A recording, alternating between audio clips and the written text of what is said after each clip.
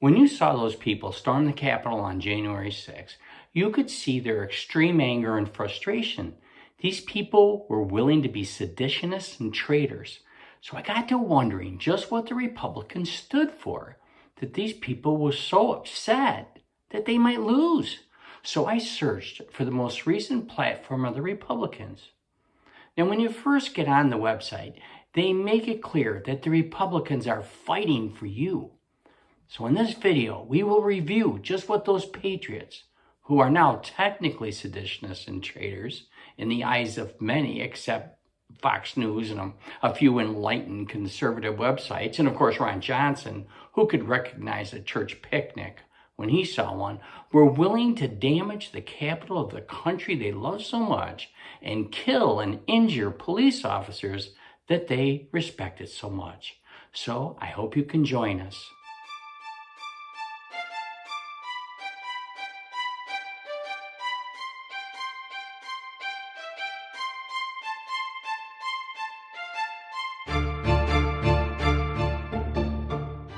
When you were watching the president speaking to the crowds near the Capitol on January 6th, you could see the love and admiration in the eyes of those people for this great man. I even saw a few tears. I can't count the number of times I cried over the last 4 years listening to our president. By the time the day was over, it should have been no surprise how emotional the crowds got, causing death and destruction like all great patriots are forced to do. And I'm sure that they are so grateful that there is so much footage showing the world exactly what they did in honor of our country. To fully understand the day, you must be familiar with the Republican platform. Now, some have accused the Republicans of not having a platform. That is such rubbish.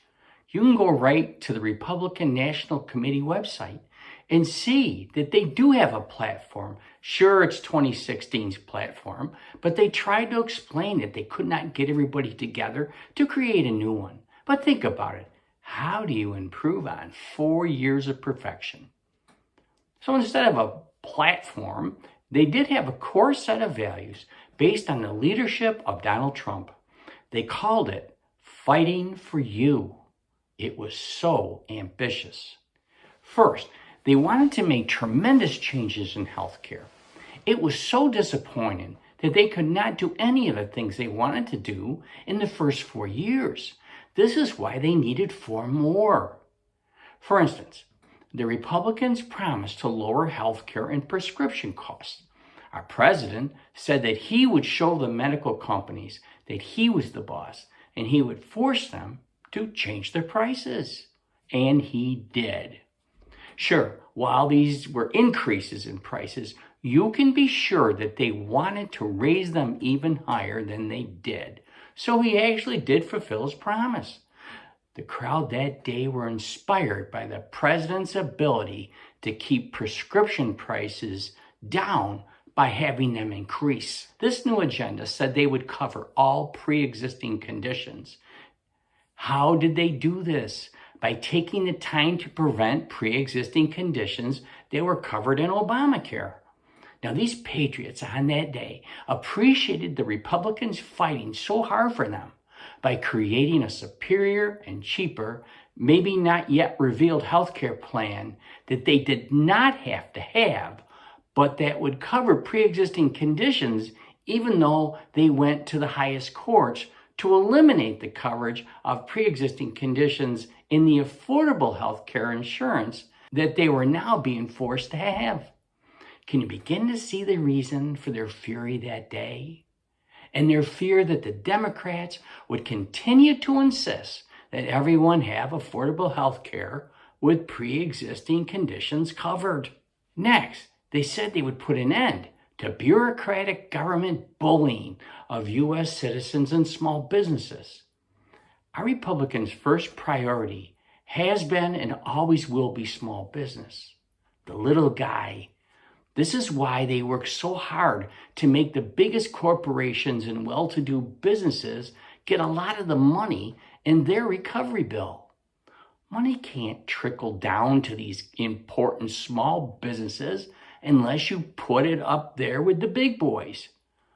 What they don't mention is that there are fewer people checking on this, as Republicans have cut so many unneeded oversight positions because these businesses are run by true American patriots who can be totally trusted. So while there's no one there for oversight, they have saved thousands of dollars by not filling those positions. And they actually did help needy and so important companies. How about Tom Brady's nutritional company? They got $960,000. What about the struggling, cash-strapped LA Lakers? They got $4.6 million. The group Pearl Jam, they got close to $1 million. And then here's one of my favorites. Remember Grover Norquist, the anti-tax activist who said he would work to oust any politician, especially Republicans, who promised raising taxes and create programs paid by taxpayers' hard-earned money? He got $350,000. These patriotic mobs on January 6th could see the president and his people no longer in the White House, and they feared that. How about Jeff Koons? You're saying, who's Jeff Koons?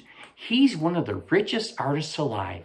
He received $1 to $2 million for his corporation. Now, last year, Jeff sold the rabbit sculpture for $91.1 million to Steve Mnuchin's father, who bought it for a client. Now, that just reminded this mob just how much they would miss Stevie in the Treasury. He's a man who understands the common man and woman. What about the bullying of businesses? Is there anyone who understands bullying any more than our president?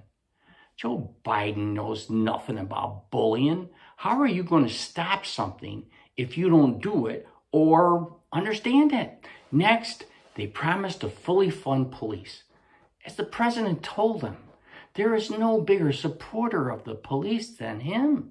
When it came time to try and help them fund police departments due to lost funds fighting the pandemic, the president tried to explain that many of these police forces were from Democratic states with big cities who caused their own problems. Now, most of the people there on that day, I'm sure, were not from big cities and appreciated the president looking out for them by not funding these police departments. Here is one that you're most certainly not going to blame on the Republicans. Bring violent extremist groups like Antifa to justice. You know, if it had been Antifa, as Fox tried to claim when things got a little violent that day, and even though it was proven that it wasn't, but since they already said it, it still is, if that is who had raided the Capitol that day, they could have fulfilled that promise. But it wasn't Antifa. Because these people were loyalists of the president, there was no need to bring violent extremists to justice. Remember, was it Putnam or Prescott who said at Bunker Hill, "Don't fire until you see the whites of their skin"? Something like that. Well, this day was like reliving history, and these people wanted to be part of it. Does that make them seditionists and traitors? Which is another sore point.